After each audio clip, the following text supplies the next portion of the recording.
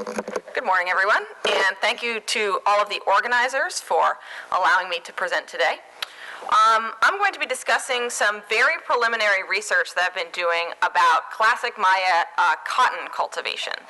Now, as many of you know, the modern Maya produce some of the world's most beautiful textiles, both to wear and for sale on the international tourist market. And many of them continue to be made by hand through very labor-intensive processes. Maya textiles have always fascinated anthropologists, and studies have often focused on the pre-Columbian origin of many of the decorative motifs employed by modern weavers. But today I'll focus on the place of textile production within the ancient Maya political economy. So, there is abundant iconographic and archaeological evidence for pre-Columbian textile production. Intricate textiles are depicted on carved monuments, murals, and painted pottery. And from these scenes, we can tell that the classic Maya employed a variety of techniques in decorating their clothing, such as dyeing, brocade, embroidery, stamping, painting, and featherwork. We also find evidence of pre-Columbian textile production archaeologically. Spindle whorls up here, used to spin fiber into thread, turn up in many archaeological sites across the Maya lowlands. Other textile production implements include bone needles like these that were used in the weaving process or for embroidery.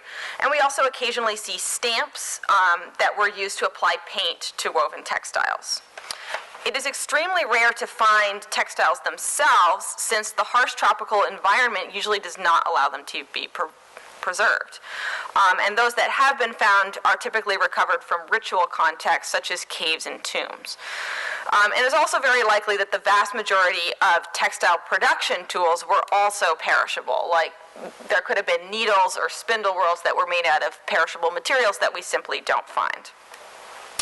Finished textiles were an important element of the Mesoamerican political economy. Among the Aztecs, textiles were paid as tribute, including garments for both men, such as a cloak or loincloth, and women, such as the huipil. So here's a page from a tribute roll, an Aztec tribute roll, and up at the top we see all of the textiles that this community was required to pay to Tenochtitlan every year. And up here we see these are loincloths, and these are huipils, and probably the rest of these are cloaks. Textiles were also used as a form of currency, and Sahagún records that different length mantles corresponded to different standard exchange values. It is possible that mantles were used as units of exchange among the classic Maya as well, and the murals at Calakmul are thought to represent market transactions by many, and one of these scenes shows an individual holding out a multicolored cloak as if for display, and here's Simon Martin's drawing of that scene. Okay, so there are many reasons why textiles were so important in the Mesoamerican economy. To begin, clothing is an obvious way in which people can display messages about themselves. For example, by looking at a person's clothing, it is easy to tell their social status, wealth, gender, geographical or ethnic origin. And this aspect of clothing was clearly important for the Aztecs, who had strict sumptuary laws dictating which patterns of textiles could be worn by different individuals.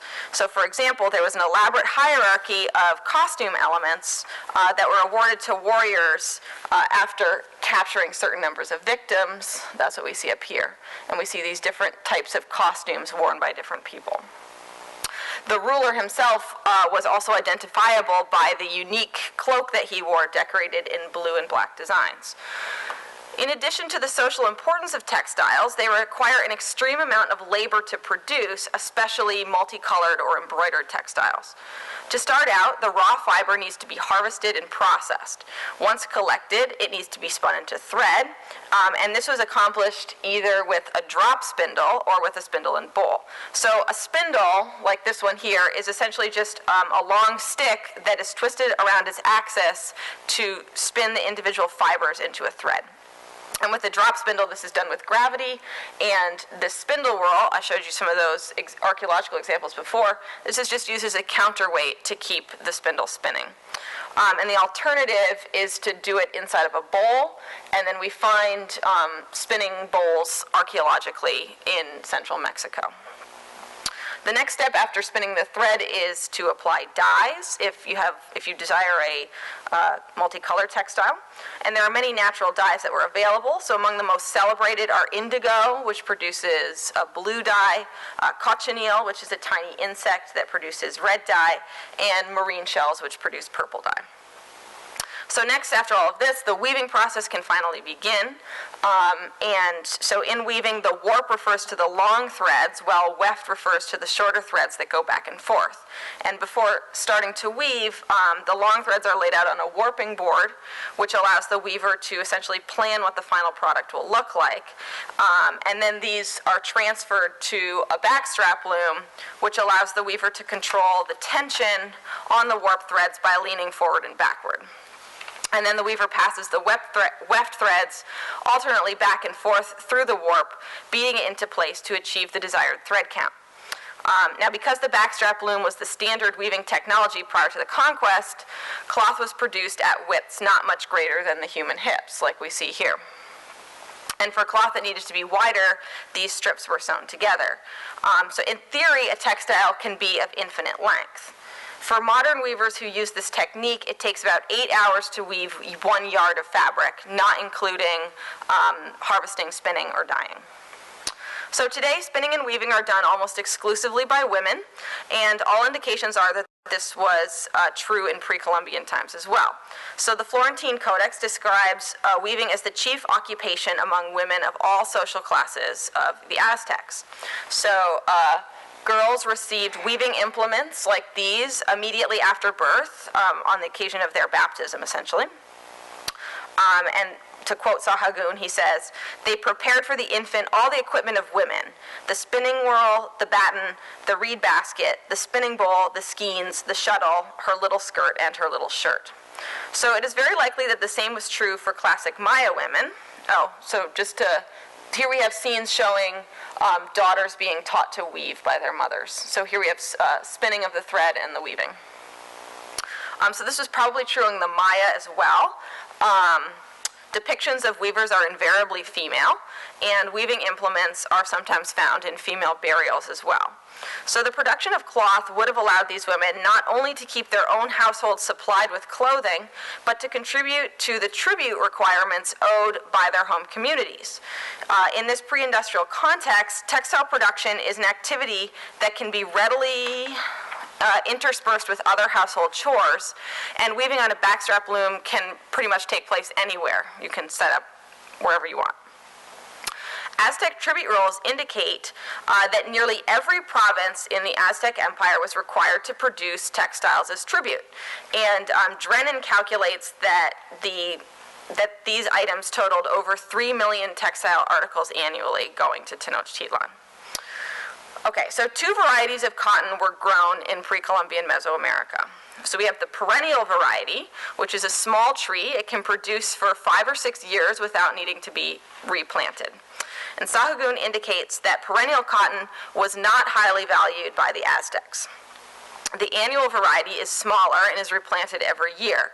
And one advantage is that it can be alternated with food crops such as maize, since it's grown at a different time of year. And since it dies back annually, the plant is also less susceptible to pests such as bollworms. Okay, so cotton can be cultivated either with rainfall or with irrigation, and Sahagún indicates that irrigated cotton was the most valued by the Aztecs, although it would have been particularly laborious to cultivate, and so it might not have accounted for a high percentage of the total cotton cultivated. Annual cotton needs regular water during germination and early growth, but it prefers dry conditions during maturity as the lint bolls develop. It also requires full sun during this time, so it's very well suited for areas that have wide seasonal variation in rainfall, like the Gulf Coast area. Cotton also prefers warm temperatures, and anything below 60 degrees can adversely affect the plant and reduce its yields. Cotton is also a deeply rooted plant and does not do well on shallow soils. So it can tolerate many different kinds of soil, but it is most productive on alluvium, which is deposited in river valleys. Clayey alluvial soils are especially well suited for this rain-fed cotton agriculture because they can retain moisture even after the rains have subsided. In particular, vertisols, which are sometimes called black cotton soils, are well suited for growing the crop, as the name suggests.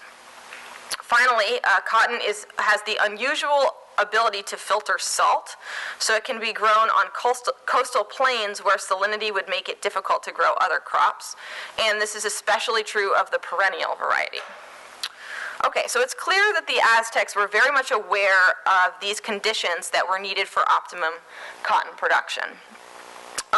While nearly every Aztec province produced finished textiles, only 4 provinces were required to send raw cotton to Tenochtitlan.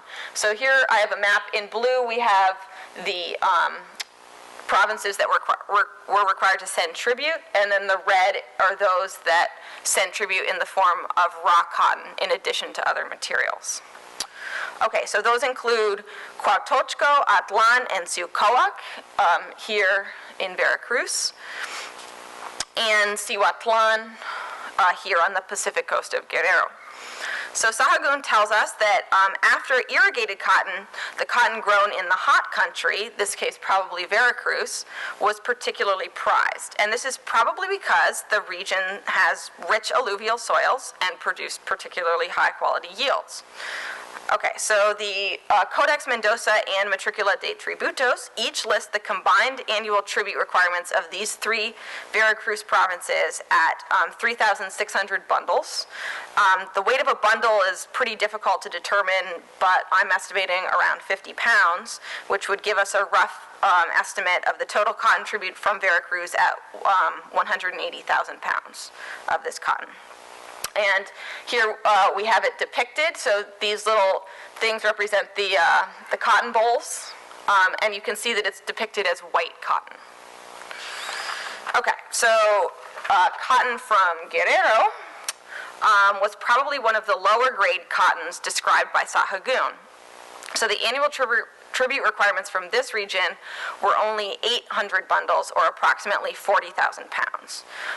And the codices both depict this cotton with this sort of yellow tinge, and the accompanying texts describe it in Spanish as algodón leonado and in Nahuatl as coyoichcat, both meaning tawny-colored cotton, or in the Nahuatl it means literally coyote-colored cotton.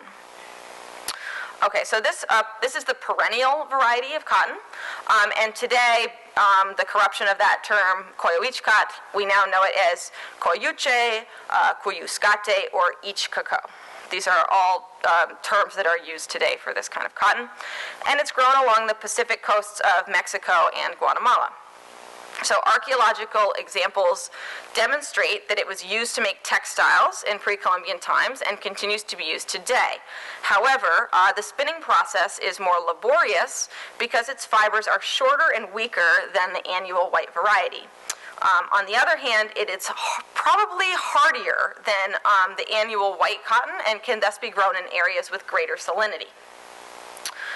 So the fact that cotton from different regions was seen by the Aztecs of being of different grades or different values is indicated in Sahagún's description of honest and dishonest cotton sellers.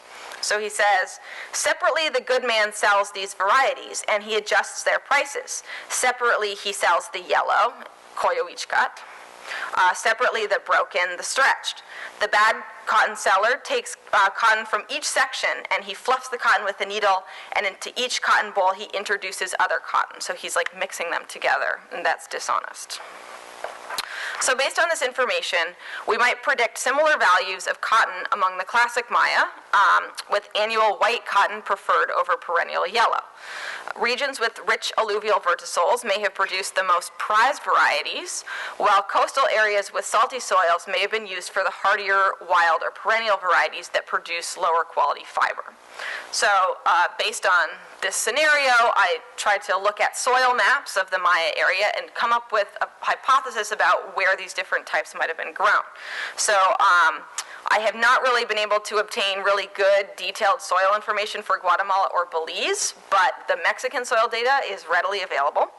And so based on this, I can propose a few areas where there might have been high yields of the good quality stuff. So number one is this area up here in Quintana Roo, just north of the Ondo River. And sites in this area include Sibonche, Resbolon, and Polbash. Number 2 is over here, where the lower San Pedro and Usumacinta rivers, where they flow onto the Tabasco Plain. And this area is dominated by the sites of Santa Elena and Moral Reforma. And number 3 is an area in western Campeche, north of the Candelaria River. And this is a particularly large area, but relatively little work has been done there. On the north is the port city of Champoton, and on the south is the site of Itzam Canak. Okay, so while I do not have detailed soil maps of Petén, this area does have a very different geology than the regions that are shown here in green. It's dominated by a karstic plateau, and so it sort of has a similar geology to Calakmul. White cotton may have been grown in some regions of southern Guatemala, such as hot river valleys or on the Pacific coast. Historical records show that brown cotton was an important cultigen in the highlands during the colonial period. Belizean river valleys may also have been good cotton-producing regions, but my preliminary research shows that only southern Belize has these really good vertisols for cotton, and I've shown them here in green. Okay, so as with the Aztecs, Maya textile production was probably a ubiquitous activity. So women across the Maya lowlands would have been involved in creating clothing for their families as tribute payments or as currencies of exchange. However, just as certain areas of the Aztec Empire were ideal for producing the raw material, Maya cotton probably came from a limited number of sources. Having access to a cheap supply of high-quality cotton would therefore have been a first step in wealth creation within the Maya political economy.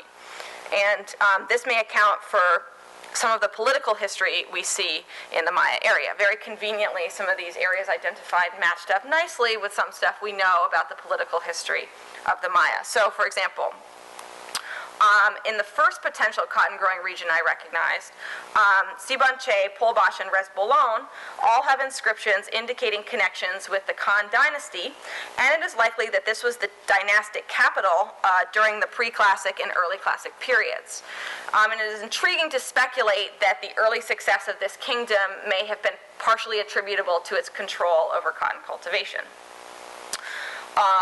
In the 630s, however, the dynastic seat moved to Calakmul, a region with an entirely different geology. This move must have had its economic advantages, but it may have meant that a ready supply of high-quality cotton was no longer immediately available. Khan dynasty ruler Yuknom Chen excelled at creating advantageous alliances, however, and some of his political machinations may have been to secure raw cotton resources.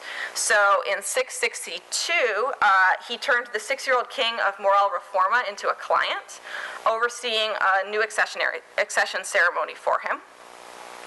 Now I've lost my place. And Calakmul ally Pedros Negros attacked Santa Elena just 6 days prior, suggesting a coordinated conquest of this fertile region.